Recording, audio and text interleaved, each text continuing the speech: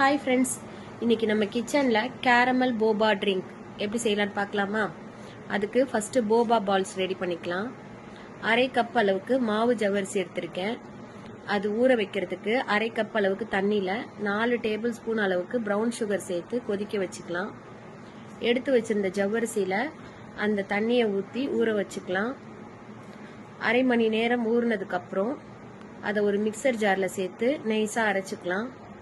நான் நார்மல் ஜவ்வரிசி எடுத்ததுனால அரைப்படலை. அதை ஒரு வடிகட்டி வச்சு வடிகட்டிக்கிறேன்.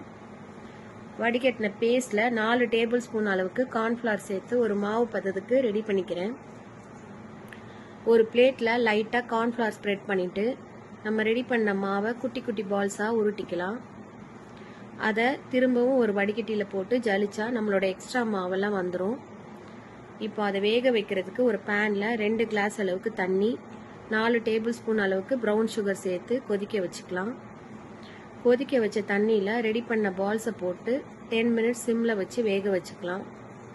அது வேகிற நேரத்தில் நம்மளோட கேரமல் சாஸ் ரெடி பண்ணிக்கலாம். அதுக்கு ஒரு கடாயில் அரை கப் அளவுக்கு சுகர் எடுத்துக்கிறேன். அது கரையட்டும். நல்லா கேரமல் ஆனதுக்கப்புறம் 1 டேபிள் ஸ்பூன் அளவுக்கு பட்டர், அரை கிளாஸ் அளவுக்கு பால் சேர்த்து நம்மளோட கேரமல் சாஸை ரெடி பண்ணி வச்சுக்கலாம். இங்கே நம்மளோட போபா பால்ஸும் நல்லா வெந்து ரெடி ஆயிடுச்சு. அது அப்படியே இருக்கட்டும். இப்போது ஒரு மிக்சர் ஜாரில் ஒரு பெரிய கிளாஸ் அளவுக்கு பால் சேர்த்துக்கிறேன். ரெடி பண்ண கேரமலை பாதி சேர்த்து 2 டேபிள் ஸ்பூன் அளவுக்கு சுகர் சேர்த்துக்கிறேன்.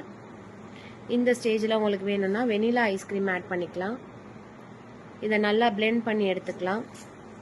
இப்போ நம்மளோட போபா பால்ஸை ஒரு கிளாஸில் ஆட் பண்ணிக்கிட்டு ரெடி பண்ண கேரமல் ஷேக்கையும் ஆட் பண்ணிக்கிறேன்.